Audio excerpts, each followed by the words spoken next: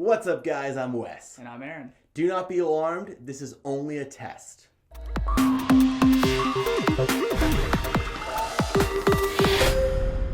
Are you in fear of nuclear fallout or the Russians invading? Well, so are we. In this game, everybody is paranoid about that exact thing. There's going to be nuclear fallout or the Russians are going to invade, so we're all preparing for that doomsday scenario.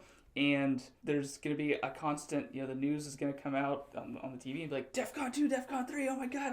Like, at the end of the 9 rounds, you'd be like, you guys survive? Oh, sorry, it was only a test. We're just testing you guys to make sure you're prepared. In this game, one of 3 things is going to happen. Either there's going to be a nuclear fallout, in which case you need to have your bunker stashed with food and supplies able that you guys can stay alive down there until the toxic waste is dissipated and it's safe to surface again. The Russians might invade, in which case you're going to need to have weapons and supplies, and you're going to need to be able to fight back Red Dawn style. Or 3, all of this was just testing our emergency preparedness, and you don't really need any of that. It's just whoever has the most wealth at the end wins. So this game runs off a panic timeline. So, like I said, it's 9 rounds at most. That there will be these emergency broadcasts that'll tell us what's happening in the news. Round 1 through 4, it's always going to be just testing. It's always just preparing.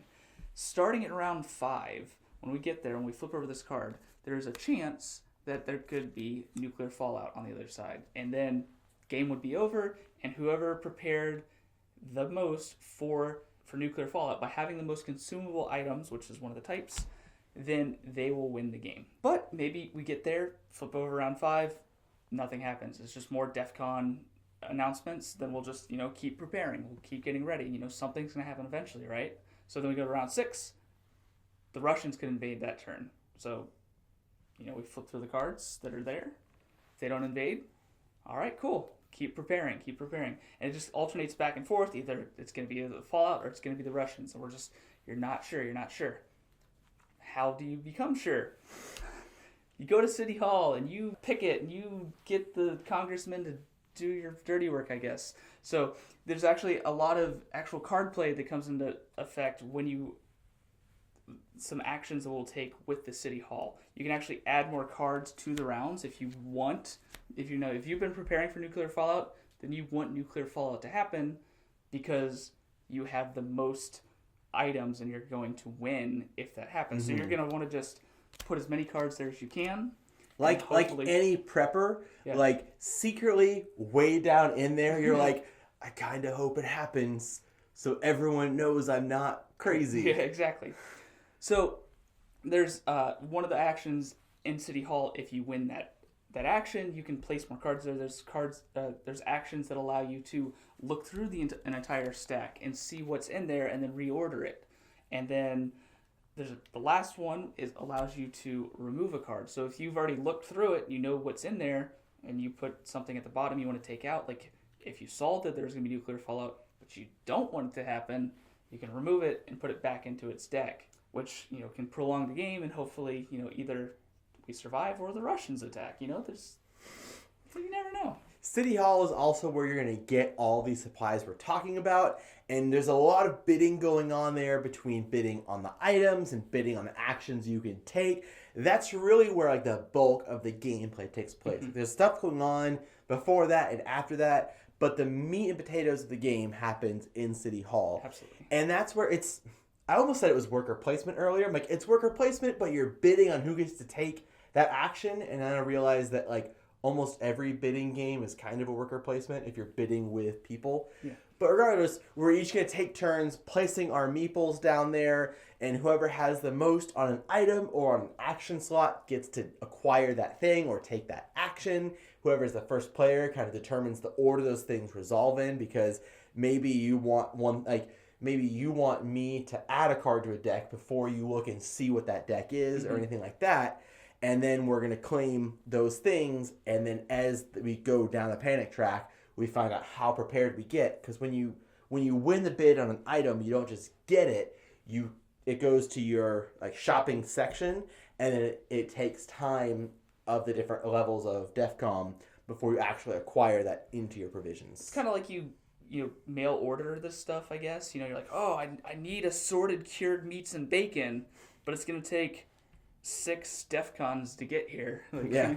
So, obviously it's a very valuable card. It has 35 in the consumable, but it also has 15 in the combat. So, like, if you take this and you get it into your provisions, like, you're prepared. The meats help you with combat? Yeah, you're... Protein! Exactly. And then one of the last things on the board is over in the 5 and dime, where you can actually sell off the luxury items if either you think that it's not going to be a test, or if you just have a ton of luxury items, you can trade those off for these trinkets over here, which give you modifiers to the game. And those can be super powerful. Mm-hmm. They're not only one-time use, sometimes you can use them twice before you get rid of them, but they're really powerful additional actions that you can take that you definitely are going to want to have some of those. Like, you can affect the bidding by moving people's meeples around, or you can add extra cards, or you can advance things faster.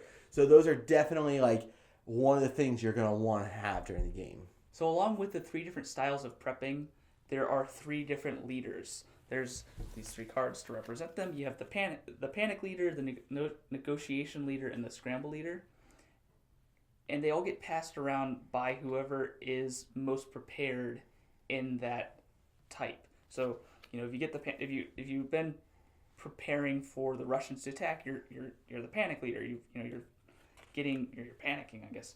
But you're gonna lead, like, the first phase of every round, and you're gonna just kind of help make sure things happen. But you also get to decide the order in which some things happen.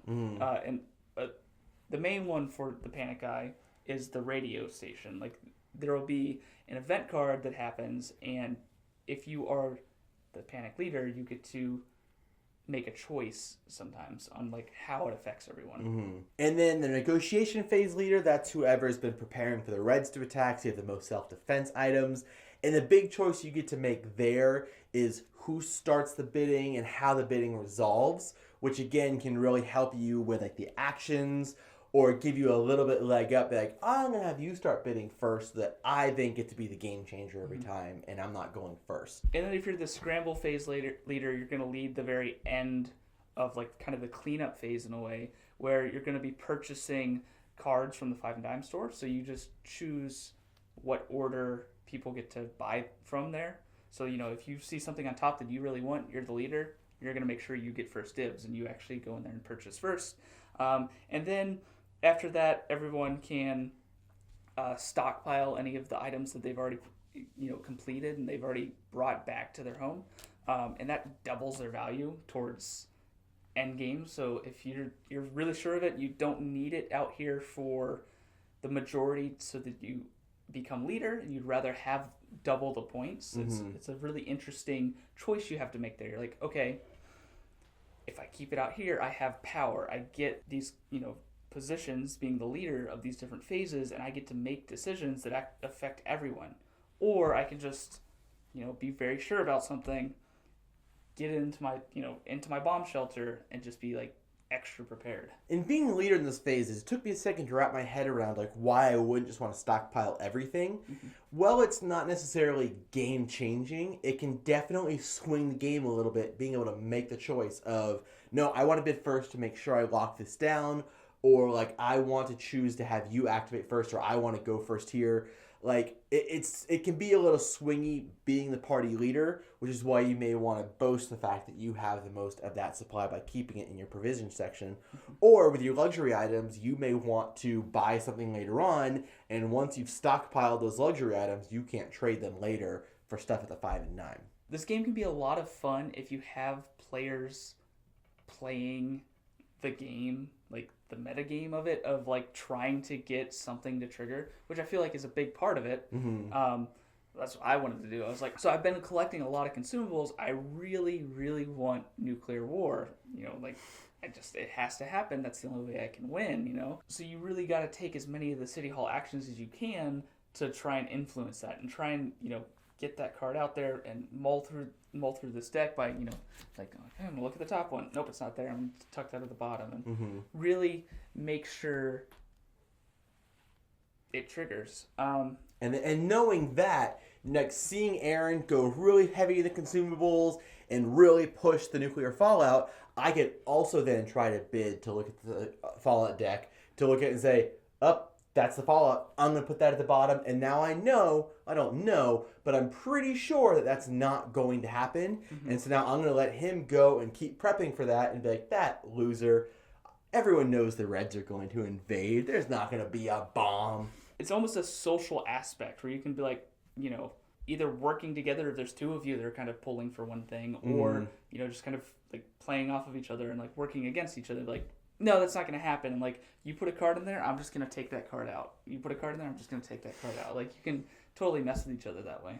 It's definitely going to be a game where like the meta is going to change. The game's going to change based on the meta of who you're playing with. Mm-hmm. If people are all just trying to get us through happy and they're just trying to empty these decks out, that's going to change the game between someone trying really hard to push it to happen.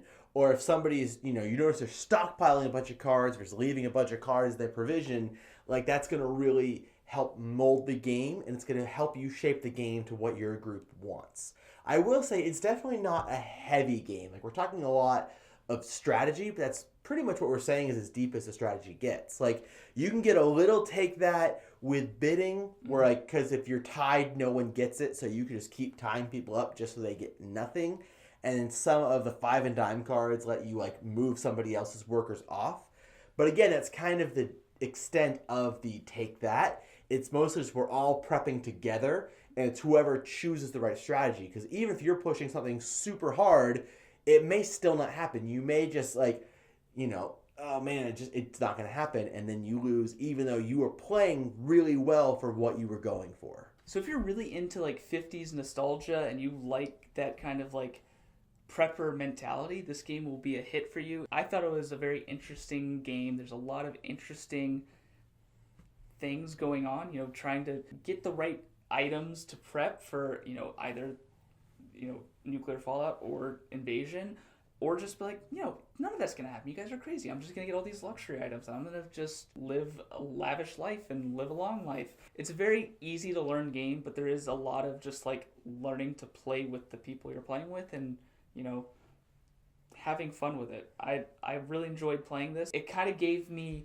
this like nostalgia to playing Fallout. Like, the Fallout games were always like, I love the whole split timeline of, the 50s era, where it's like, this is what could have happened, and this is, we're just going to blow it way out, now there's mutants. So, we're stepping it back right before that Fallout actually happened, and that's where you'd be living. I definitely think the artwork is a little bit niche with, like, it's not super exciting because it does fit very well into that styling of the time period. Mm-hmm. And if you like that, I think that you're going to be a huge fan of this game. I do think it's going to be a great family game because, like Aaron said, it's easy to teach and it's really easy to like play your group. So if you guys do want to play a little bit more casually, like that's really easy to fit with this game. Or if you're a gamer group and you want to play it a little bit more cutthroat, the game will cater to that as well. So I do think this is a game that you guys should check out. So if this game sounds interesting to you and you're ready to start prepping, you should click in the link in the description box down below and it'll take you to the Kickstarter page where you can back it. When you're done checking out the Kickstarter page, make sure you make your way back over to our YouTube channel and subscribe so you'll never be bored.